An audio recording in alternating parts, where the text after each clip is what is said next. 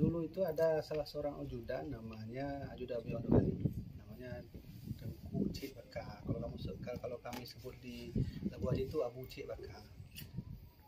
Beliau pernah cerita dulu berdua dengan saya saat menjadi ajudan Abuya itu. Abuya dikenal sebagai orang yang kalau kita katakan hal agama nggak main-main, tegas. Oleh karenanya wajar kalau murid-murid beliau itu jadi ulama besar semua. Dalam hal ilmu agama tegas dan harus betul-betul serius. Baik dalam pengajaran tarekat beliau atau dalam hal beliau mengajarkan agama. Kemudian selain daripada itu, Buya Mudawali juga orang yang bukan hanya mengerjakan agama saja, tapi juga ilmu bela diri untuk menyelamatkan para santrinya mungkin dari hal-hal yang tidak diinginkan. Kemudian beliau juga pengalaman kelebihan beliau juga menurut riwayat yang kami dengar dari orang-orang kampung dulu, orang tua di Labuan Haji itu, Buya ini dikenal orang bukan guru manusia saja, tapi gurunya jin. Jadi mungkin pernah ada riwayat pernah mendengar ini, salah satu jin yang dulu pernah mengikut Buya Mudawali belajar, itu namanya jin Putro Bari. Nah, itu bukti dari saya dengar langsung dari orang tua masa Buya dulu itu. Jadi bisa dikatakan bahwa kelebihan Buya Mudawali ini sangat banyak sekali yang saya dengar dari almarhum ayah saya sendiri selaku anak tertua, dari ajudan beliau, dan juga dari beberapa orang-orang kampung. Bahkan saat almarhum Buya Mudawali wafat, menurut catatan murid beliau namanya Abu Yunus Al-Manani, itu pernah terjadi petir besar.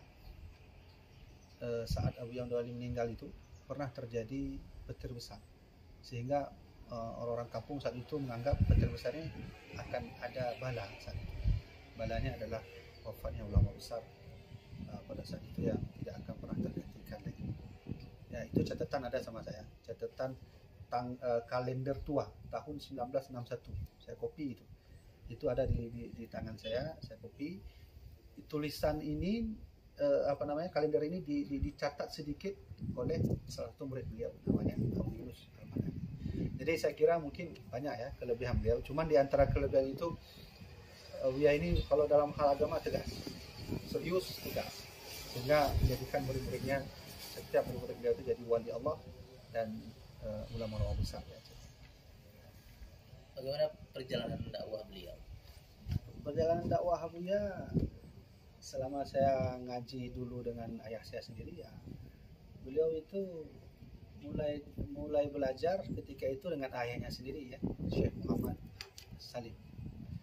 Sehingga ketika itu beliau berangkat ke Padang, ke Aceh Besar untuk menuntut ilmu dengan gurunya Abu Hasan Krukali dan seterusnya. Jadi pengaruh beliau dalam hal belajar, dalam hal mengajar, itu beliau itu istilahnya kalau saat sudah belajar, beliau pulang ke Labu Haji, beliau mendidik murid-muridnya dengan rapi, tertib, dan tegas. Jadi mungkin saya hanya hal ini yang mungkin saya dapat sampaikan tentang pengalaman beliau mengajar. Tentunya ya apa yang saya dapatkan juga dari almarhum ayah saya sendiri. Karya-karya beliau apa saja? Ada banyak karya beliau. Salah satunya yang paling fenomenal itu Tanwirul Anwar. Kitab Tanwirul Anwar ini itu adalah tashih daripada kitab Kashful Asrar. Kashful Asrar ini adalah penulisnya, pengarangnya salah seorang ulama besar di Indonesia yang pernah dulu belajar di Makkah. Ketika Buya membaca kitab Tanwirul Anwar, ada beberapa kesalahan yang lalu beliau tashih. Tashih ini artinya merevisi apa yang perlu diperbaiki. Adapun isi dari Tanwirul Anwar ini cukuplah tinggi sekali isinya, pelajarannya yaitu tentang tauhid dan tentang tasawuf, juga ada nanti fikih. Jadi saya rasa kitab Tanwirul Anwar ini adalah kitab bisa dikatakan kalau orang sudah belajar ilmu agama itu ya kelas 4, kelas 5 baru bisa menangkap apa yang Buya tulis dalam kitab Tanwirul Anwar itu. Jadi Tanwirul Anwar ini bukan kitab beliau asli, ini adalah tashih dari kitab Kashful Asrar karya ulama lain. Yang kedua itu ada kitab Al-Fatawa. Kitab Al-Fatawa ini bukan almarhum Abu yang tulis, tapi ditulis oleh murid beliau. Nah, salah satu murid beliau ini adalah yang tinggal di Lung, Abu di Lung. Nah, jadi Abuya ketika bertanya jawab dengan murid, misalnya murid bertanya, Abuya menjawab, itu ada murid beliau yang disebut dengan Abu di Lung itu sudah menulis fatwa. Abuya tulis tentang hukum main bola, tentang hukum donor darah, tentang hukum memakai apa itu namanya di gigi itu, memakai kawat gigi, hukum talqin, hukum sumada dan seterusnya. Itu adalah hasil dari tulisan kumpulan dari murid beliau yang bernama Abu Dilu. Nah, saat itulah ditunjukkan kepada Buya, baru jadilah kitab Al-Fatawa. Ada juga beberapa kitab lain. Kitab Fatwa ini khusus membahas tentang fikih, masalah-masalah fikih. Menurut riwayat, almarhum Buya ini pernah menulis satu kitab syarahan dari kitab Al-Mahalli, tapi sampai hari ini saya cari tak ada. Beliau juga ada mengarang kitab obat hati, tentang kitab lain sebagainya. Obat hati ini adalah tentang bagaimana cara hati kita itu terobati dengan ilmu-ilmu tasawuf. Jadi saya rasa yang saya tahu selaku cucu beliau, yang saya dapat kitab-kitab beliau hanya ini saja, yang kitab yang sangat fenomenal yang hari ini masih pelajari oleh ulama-ulama yang ada di Aceh. Biasanya keberadaannya disimpan oleh siapa kita lupa. Kita nggak tahu ya, karena masa Buya Muda Wali dulu, saya kan dulu dekat dengan Buya Jamal, paman saya sendiri. Saya bertanya, dulu juga saya dekat dengan Buya, saya tanya juga Abu Muardi, adik almarhum ayah saya. Saya tanya tentang seluruh peninggalan Buya. Banyak sekali yang tidak ada yang tahu. Ada peninggalan Buya yang sengaja diarsipkan oleh Dinas Kebudayaan Aceh Selatan. Apakah itu diberikan atau dibeli, wallahu alam, saya tidak tahu. Kemudian ada juga yang diambil. Dulu ada pedang almarhum Buya itu, entah pedang entah apa namanya itu, tali pinggang, pernah dibeli oleh salah seorang murid beliau, polisi. Dibeli, ada model seperti itu. Setelah beliau tak ada. Kemudian khusus untuk kitab peninggalan kita Buya, tentu saya rasa ada yang diarsip oleh pribadi orang, tidak diberitahu. Jadi yang diberitahu itu adalah yang sudah disetujui oleh Buya langsung. Salah satunya Tanjung Anwar, salah satunya Al-Fatawa. Jadi saya coba menelusuri apakah benar ada yang mengatakan bahwa Buya pernah mensyarah kitab Mahalli. Kitab Mahalli itu segini tebal, tapi kalau disyarah mungkin lebih tebal lagi. Itu Allah alam, saya tidak tahu.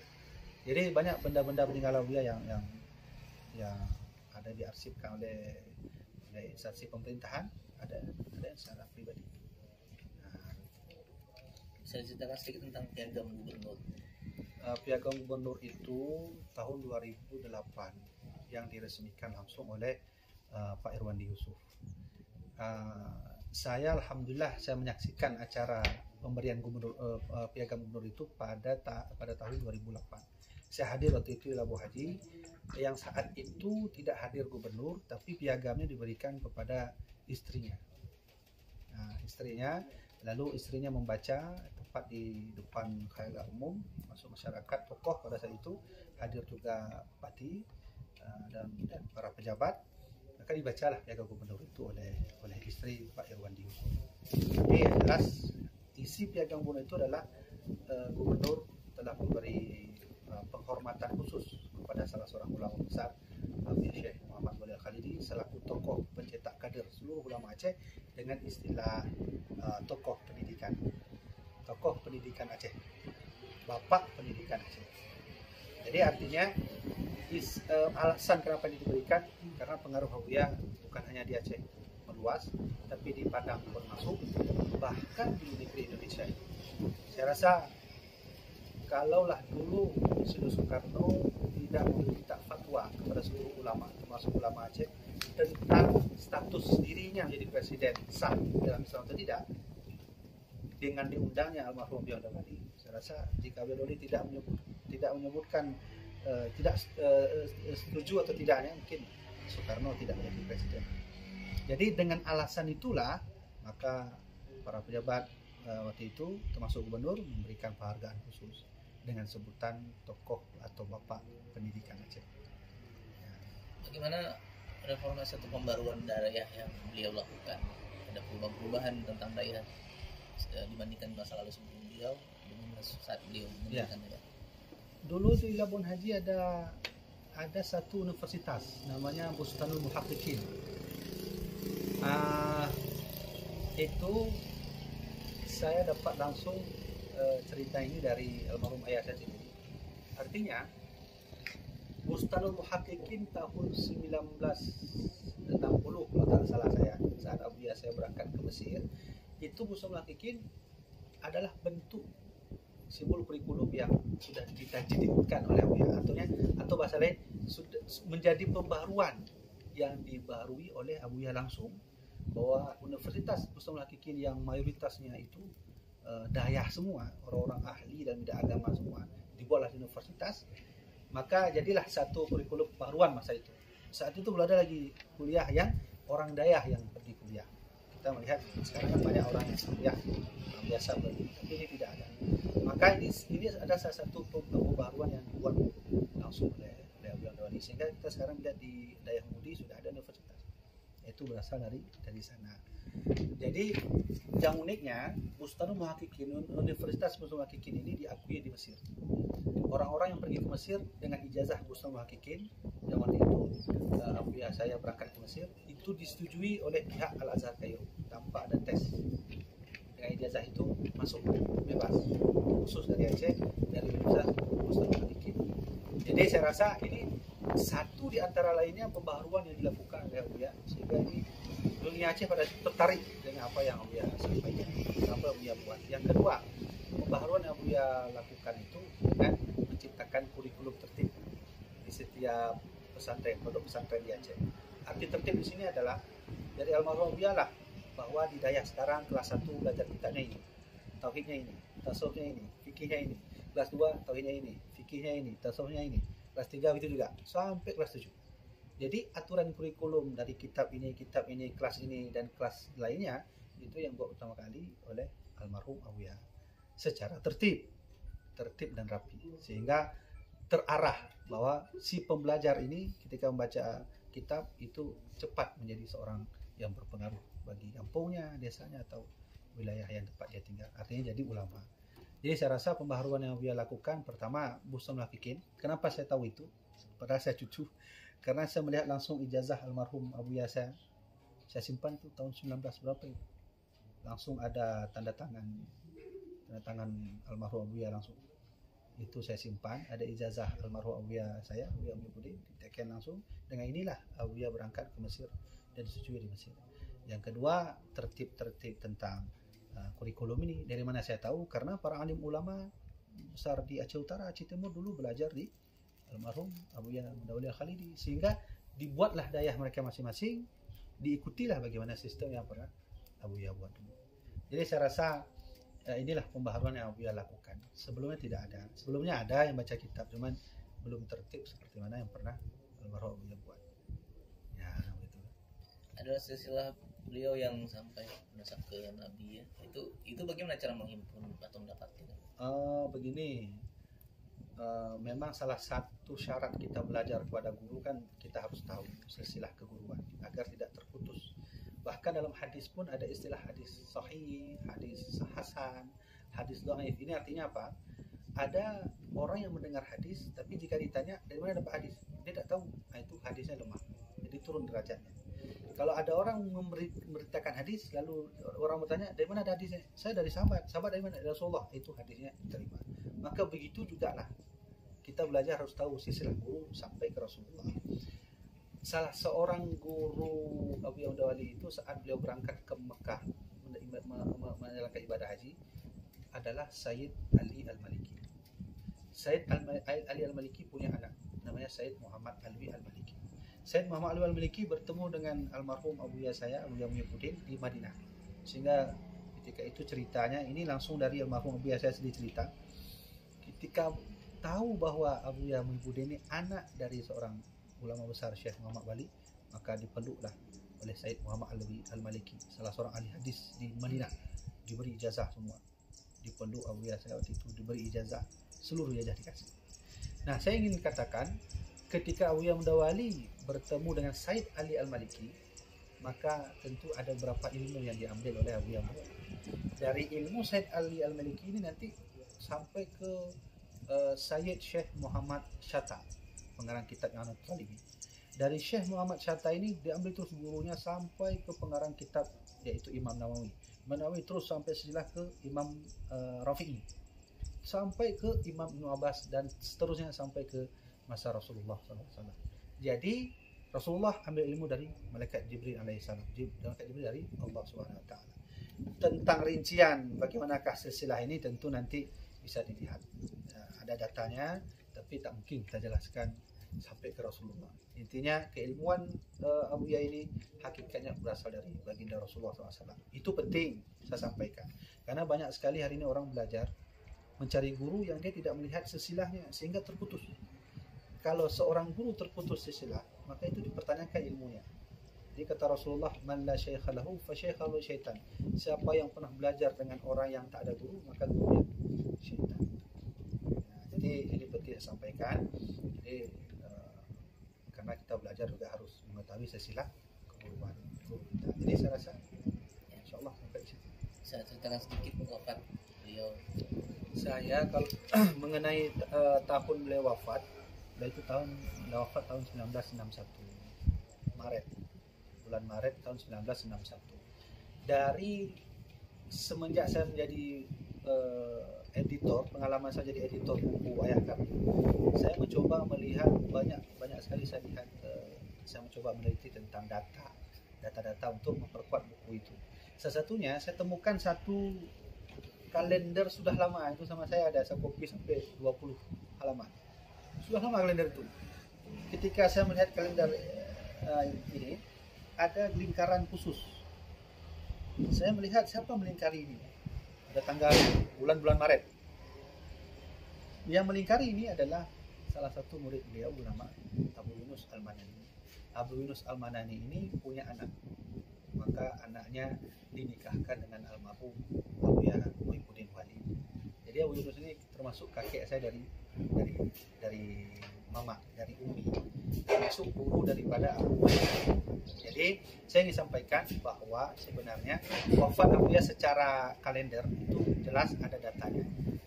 Kemudian saya ingin cerita sedikit, ada hal yang ajaib ketika Abu Ya ini meninggal.